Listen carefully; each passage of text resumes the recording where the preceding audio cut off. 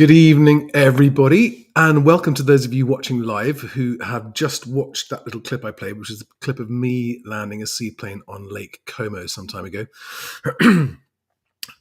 Welcome to the second installment of Close Calls of a Private Pilot. The first one went down well. 600 of you watched it, and 50-something of you have voted on what the second one should be. I'm embarrassed about how many of these stories I've got, obviously. But yeah, this was the survey I did on YouTube, and 60% of you voted for this story. I'm circling at 400 feet. Please help. So welcome, especially to any new subscribers watching this. I'm Charlie Lambden, and I don't know about you guys, but I love listening to the increasing number of aviation podcasts out there where they interview people who've had close calls, things like engine failures, that kind of stuff. And I've now found I found three different podcast channels that do this, and I've linked to them all in the description below so that you can all go find them. Because honestly, as a private pilot that doesn't have any professional training going on, I've got to keep myself current all the time, especially when I'm not flying as much as I would like to because life gets in the way and weather and that kind of stuff. I find listening to these stories is not only benefiting from the experience that these people had, but also keeps my head in the game of flying and reminds you what it's like to be in the cockpit. So I really hope that you get as much value from hearing my stories as I get from hearing all these other stories. And at the end, I'll tell you which the three podcasts are that I listen to. I mean, I listen to them all the time. Almost every night I'll go listen to one of these episodes. But tonight we are talking about something that happened to me when I'd had my PPL for less than 1 year. I had less than 80 hours total time. I had less than 30 hours P1 logged in my logbook, which I've got here open at the relevant page so I can be accurate about this. I had zero instrument time, not even training. And this is a story of a weather muck up. Now, this is summer 2011. And I want to set the scene for those of you, especially student pilots among you. This was before Sky Demon. If Sky Demon existed in 2011, I didn't know about it. And I was flying a Piper PA-28 Cherokee with just a 140 horsepower engine. So very underpowered, very old, but lovely plane. That was the first plane I had a share in. I was one of 12 shareholders. It was based at White Waltham. And this trip, which I was super excited about, and I'll put up on the screen for you now, was, hold on a second, here it is. It was from White Waltham to St Mary's in the Isles of Scilly with a fuel stop at Dunkerswell. Well, that's what the intention was anyway. And it was my first long cross-country as a pilot. And I had my girlfriend with me. Actually, it was the same passenger / victim that I had in my last close call story when I almost ran out of fuel and daylight. And if you haven't watched that, go and check that one out. That was the first one I did. And we were flying from White Waltham to St Mary's, which, as you can see, would be a 2.5 hour flight with no wind, but would leave us with not enough fuel, so I had to do a fuel stop on the way. And Dunkerswell was a sort of halfway, and I thought if we filled up full at Dunkerswell, we'd be okay. So the mistake I made was not checking the weather well enough. And back in those days, it was just looking at the Met Office weather charts for the duration of your flight. But this was a long flight. It was the longest solo flight I'd done at this point. And I checked the weather at my departure point, which was White Waltham, and I checked the weather at my destination, which was Dunkerswell, and it all looked fine. What I didn't do was check the weather in between, and this is where I got into trouble. So there were two of us on board. We took off from White Waltham with probably 3/4 tanks and some bags. So we were quite heavy, but that didn't matter. And we took off in fine weather as well, and we started heading west. And as you can see from what's on the screen there, we went to the north of the Salisbury danger area and then turned slightly south. And it was just after that, just after we turned slightly more southwest, heading down towards Dunkerswell, that, and I can remember this clearly because I can remember the shock at the time. I was gradually, the cloud base was just gradually getting lower. And in my mind, the weather wasn't an issue. I had no weather to worry about. So I was almost subconsciously just, mm, mm, okay, getting a bit lower, being pushed a bit lower, being pushed a bit lower. And literally, it was like a frog being boiled slowly in a pot. I didn't realize until it was much too late that the cloud base was, actually, I could see it was actually going to get down to the ground on my track. So here I am with 30 hours total time in a plane. It's my first long cross country as a PPL.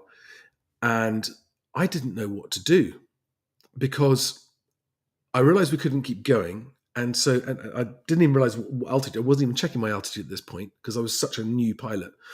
I started turning around to see if I could go back, but the clouds had closed in behind me as well. And at this point, I was talking to Yeovilton radar. I remember it clearly. And I remember thinking to myself, I remember looking down and thinking, there are just fields down there and none of them are big enough for me to land in because I didn't have enough landing experience under my belt to get a Piper Cherokee landed into a field. My short field landing at that point was non-existent. My short field landing experience was non-existent. I'd only ever landed on nice, big, long runways at that point. So in my mind, intentionally landing in a field to just get out of the problem wasn't an option because in my mind, I would definitely crash if I did that. So I didn't know what else to do. I got onto the radio at Yeovilton and I called them up and I said, I'd already checked in with them. I was already talking to them. I had a basic service with them. And I said to them, I'm circling at 400 feet. The cloud base has come down. I don't know what to do. Can you help me? Literally, I remember, can you help me? And I can remember not panicking at that point, although feeling inside, I was really frightened. And my passenger was relatively unaware of the seriousness of this, but we were very close to either flying into the ground or flying into IMC. And the one thing I can remember thinking is, whatever happens, I must not end up in IMC, otherwise I will be a statistic. And so in my mind, it was, I'd rather fly at treetop height and scud run than end up in the clouds. God, actually, just describing it now, it all comes back to you a little bit. And because the cloud had come down to the ground, more and more around me, I was left with no option but to circle, just to go in circles. And when I called up Yeovilton and said, told them my problem, they said, we can't see you. You're too low. You're not showing up on our radar, which initially made me think, oh no, I can't go up any higher because I'll just go into the cloud. But at that moment, an area just opened up where the cloud wasn't quite as low, and I was able to just climb up into that area a little bit, just temporarily. And then they said, oh yeah, we can see you now. And I said, can you guide me out of this? And they said, well, no, we don't really have a weather radar as such, but we do have something that shows, because I said, where can I get to? Because they said, you can't come to us. The weather between you and us is too bad, but we could vector you towards Bristol and hopefully you'll be okay to get to Bristol. The Bristol airport was actually on high ground. And I remember thinking to myself, oh. But it was like, it was a little bit of divine intervention because it was as though I just had a tunnel open up for me and I was able to take a vector for Bristol, call them up. It was a weather diversion. And with my heart in my mouth, and I can remember also because this was the other thing. I can remember thinking to myself, if this isn't an emergency, it's going to be an emergency very soon. But I'm too scared to declare an emergency. I'm talking to them. I've told them what the situation is. I'm not going to declare an emergency. But I really should have, because if I had, it would have opened up more options for them, and it would have just, I think, communicated the urgency of the situation a bit better. But as it turns out, I was able to uh, scud run pretty much VFR. I didn't end up in the clouds, because if I had, I mean, I had done zero instrument training at that point, not even an hour. I looked at my logbook, and it wasn't long after this that I opted to go and do some instrument training. But at this point, I hadn't done any, and I knew I had to stay out of cloud. I had at that point, the one thing that I had got into my head, I don't know how or who put it in my head, was that a VFR pilot flying into IMC inadvertently with no instrument skills has a life expectancy of about 90 seconds. And just stuck with me that. And I remember thinking, whatever I do or don't do not fly into IMC. Do not fly into IMC. And if I had been forced down to the ground into a field, then I would rather have tried to put it in a field and crashed through a hedge than risked going into the cloud. I remember that's what I was thinking. And by the way, guys, if it isn't already very obvious to you, I am not an instructor. And this is just sharing the details of what happened to me for the benefit of anyone else that might find it handy. So I got to Bristol, and I can remember, because they allowed me to come straight in, and I did hold up a Ryanair jet, I think, who they made go around or something. And I got on the ground, and I've actually got a photograph of being on the ground there. In fact, yeah, here it is. This is the photograph of the plane on the ground at Bristol Airport when I'd landed. Not a very exciting photograph, but just a photograph of the moment that I took that photograph just after we'd landed and got out of the plane. And so, yeah, I mean, I've never forgotten that lesson. I never made the same mistake again. And looking back, I was so curious as to how that had happened. The lessons that I learned were that my weather checking just clearly wasn't good enough. And I wonder why, because I always did check the weather before my flights, but I'd just never done one of that distance before. So, yeah, I did make that mistake again. I never, to my knowledge, to my recollection, I never found myself unexpectedly encountering bad weather. There have been times when I've taken off knowing that there was a chance of weather, and when I've done that, I've always had a plan B in it. Well, if the weather's not good, I will divert to there, or I will turn back. But I've never been unexpectedly caught in bad weather since that day. I did learn my lesson that day. Not only did I learn my lesson about checking the weather better, but I also learned my lesson about going and getting some instrument training, so that even if I didn't have my instrument rating, I would at least be able to fly straight and level inside cloud if it happened to me again. But luckily it never happened to me.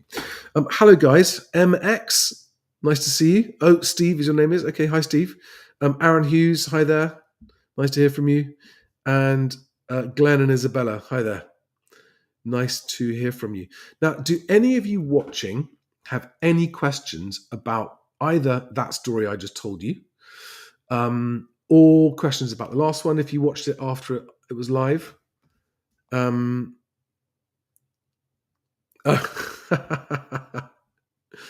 That's a great question. Nick Woodward says, O'Leary didn't send you the fuel bill for the go around then? No. Actually, it reminds me of something else, because I also learned that day, because when I was on the ground, one of the first people I called was a pilot friend of mine, the one that had got me into flying in the first place. He's an aerobatics pilot. And because the landing fee for Bristol Airport I was handed this bill of 200 and something pounds. And I remember thinking, what? And I rang my friend up and said, what do I do? And he said, no, Bristol Airport is a member of the Strasser scheme, which agrees that pilots who are diverted because of weather will not be charged a landing fee. And so I went back to them and said, apparently you're a member of the Strasser scheme. And they said, yeah, we are. That's right. That's true. And you don't have to pay the landing fee. So if you are a pilot of that level, quite inexperienced, haven't found yourself in that situation, if you ever do experience an unexpected weather diversion, check if the airport you're landing at is a member of the Strasser scheme, which I think most UK airports are, because you won't have to pay a landing fee. I think the reason for that is they realise that they don't want the cost of a weather diversion to be worrying a pilot when he's thinking, oh, should I divert or not? Oh, it's going to cost me 20 quid, maybe, or 200 quid. Maybe I won't divert. The whole idea is that you shouldn't worry about the cost of a weather diversion if you need to. And I have actually, over the years, done quite a few weather diversions where I took off knowing the weather might be marginal, but I had a diversion in mind, prepared. And every time I've had a weather diversion, I have never been presented with a landing fee since then. Lee Bullan says, Lid isn't. Do you mean Lid isn't a member of the Strasser scheme? Yeah, I did get lucky. I was in the right area. I mean, it really was. This story could have ended very, very differently if the clouds had just been slightly different. If I hadn't been able to see my way to get to Bristol, I would probably have ended up in a CFIT accident, which I probably would not have survived. So, it really shook me up. It really did shook me up. We were on the ground at Bristol for about 5 hours. The weather then improved significantly. We managed to take off again and get down the coast to Newquay, where we wanted to refuel again. And I had problems there at Newquay. It was a hell of a day. I then had 2 aborted takeoffs at Newquay Airport because of a sticking earlier that I didn't know was sticking. But every time I took off, there was suddenly this thump, and the plane on the runway suddenly went thump like that both times. And what it was a sticking earlier. Anyway, it was a long, long day that day, and I ended up spending the night at a bed and breakfast near Newquay.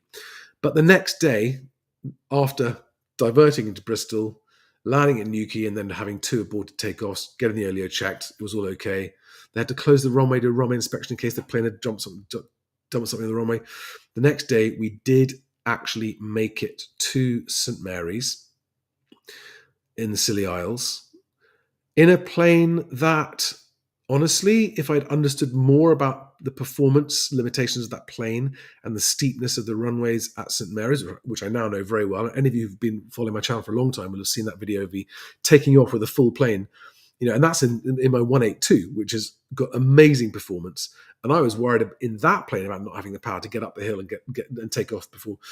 But we got there. We landed no issues, and took off again, no issues as well. Aaron Hughes asks, he says, my grandfather was a pilot. He believes when flying, he's seen a UFO. Have you ever seen anything unexplained when flying? Not like that, I haven't. No. And I haven't ever flown myself up at the altitudes where they would see that sort of thing. I've flown commercially at those altitudes a lot, but I've seen unexpected things while flying, but not that would make me think it was something from not of this world, so to speak. Do we have any new followers here? Because there's so many new subscribers on my channel. I've passed 3,000 subscribers since I last did a close call video.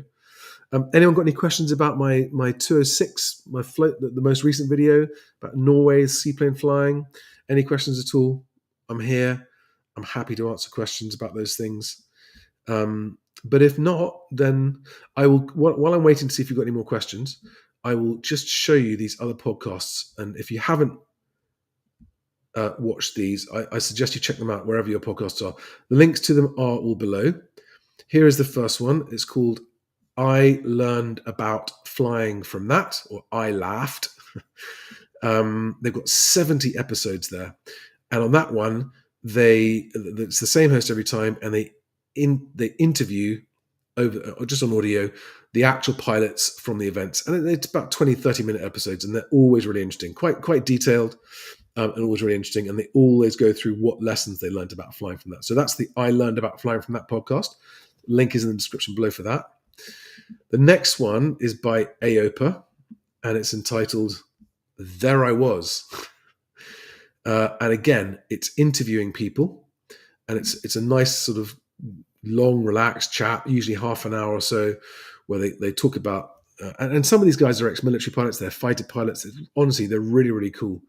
The host of that podcast, sadly, just died in an aviation accident himself very recently, in the last few weeks. Really, and he was a passenger in someone else's plane that had an engine failure on takeoff and didn't make it back. But they've got a whole lot of episodes. 63 episodes or more. And then the last one, which is also by AOPA, is called Never Again. This one's a bit different. They're slightly shorter episodes. Just like they're less than 10 minutes each episode. And the presenter just reads out the written account of the person's never again flying moment, basically. So those are the 3 podcasts that I absolutely love watching. Oh, we got a question. Maestra or Tom asks, how long and how much did it cost for you to get a seaplane rating? So I had to. There's 2 stages. There is a bit of theory first. You have to do the rules of the road, which is basically the law for boats on water in docks and harbours and that kind of stuff. And I did that at an airport in the UK. I can't remember which one it was. Staffordshire or somewhere. I can't remember. So I flew myself up to where the exam was. I studied for it myself, did the exam, passed that exam, because you have to have that exam. Well, you did then anyway. This was back in 2014.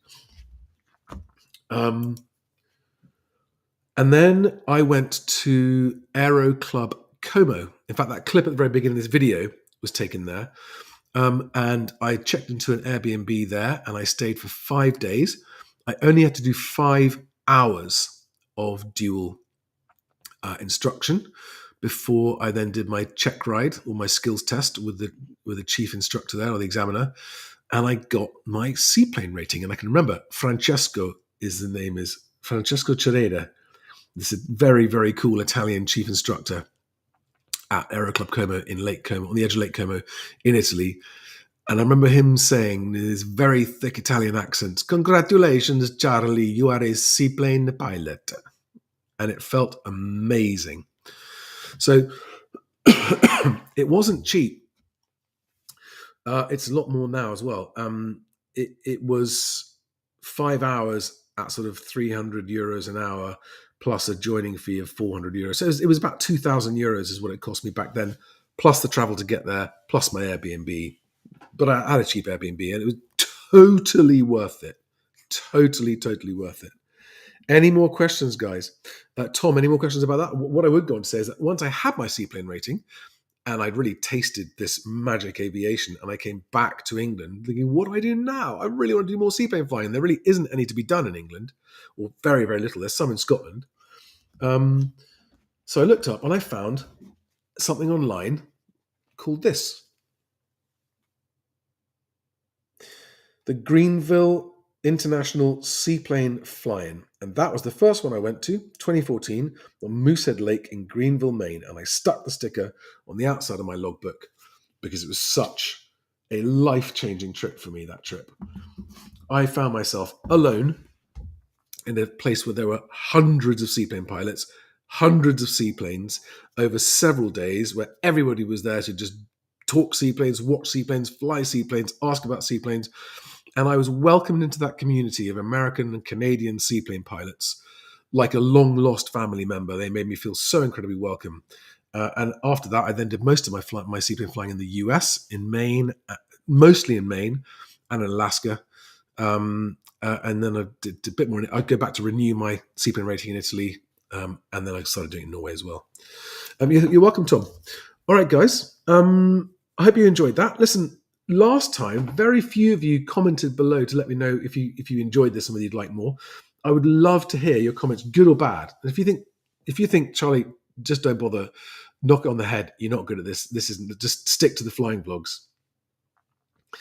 Andy Wilkins, I got a new question. Oh, what an amazing question, which I'm going to be very happy to answer. Andy Wilkins, where are you, Andy? What part of the country? What part of the world are you in, actually? Because I've got subscribers to this channel from all over the world. I know, because they contact me they send me messages from even Japan, Australia, all over the States, Canada. Where are you, Andy? So Andy asks, why particularly a seaplane for your around the world trip? Would an SEP land not give you more flexibility? No, it's exactly the opposite. So with a single engine land plane, I am limited to runways. But in an amphibious seaplane, I can land on all the same runways. I can also land on water, pretty much anywhere. It opens, for example, in Maine, in America, there are 6,000 lakes in the wilderness that you can land on. not including all the coastal. It's got an incredible coast. The New England coast of Maine is amazing, if you can find it sheltered enough. And there are places deep in the wilderness that just don't have any runways at all, which you can only reach by seaplane. And the whole reason I got my seaplane rating in the first place was because I read in a book somewhere, I can't remember which book it was or why I was reading it. I remember I was lying in the bath reading it, and it was a book about seaplanes, and it said there are places in the world that cannot be reached any other way but a seaplane. Which just made me go, what? That sounds amazing. So, yeah, an amphibious seaplane with floats that have retractable undercarriage as well. Excuse me. That is by far the most flexible because, again, you can get to places in the wilderness and cities, and so many cities have rivers and lakes and coasts.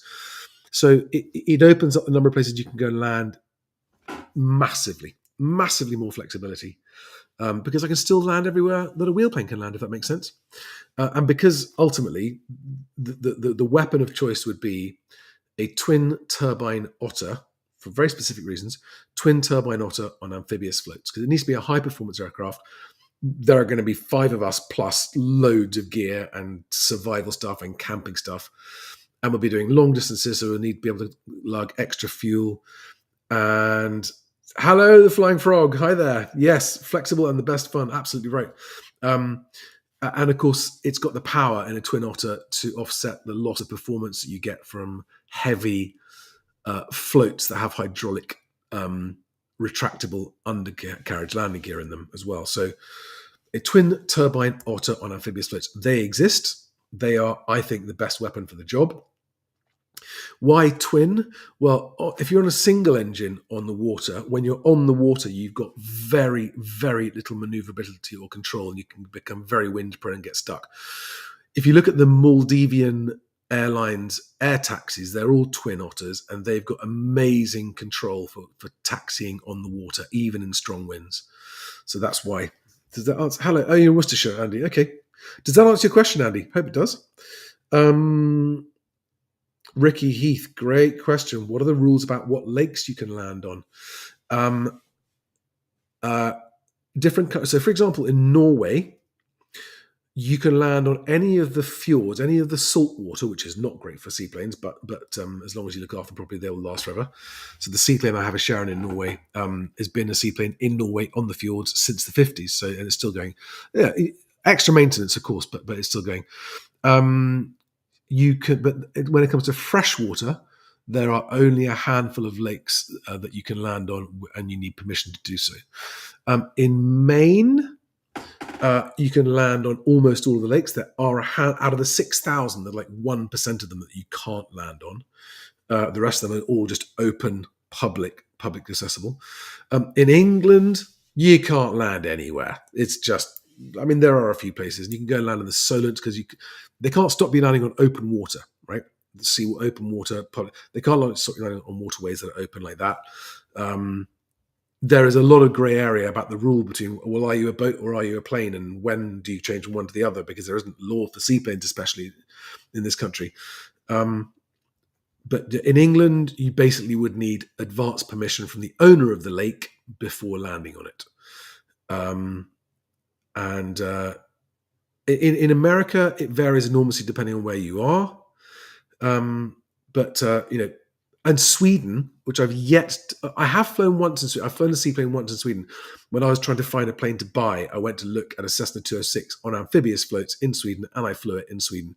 They've got something like 25,000 islands within a 50-mile radius of Sweden. So seaplanes are a great way of getting around. 50-mile radius of Stockholm. And then they've got lots and lots of lakes. And I am told by Swedish seaplane pilots that you can land on any of the lakes in Sweden, which sounds amazing. Something I want to do and have not yet done. The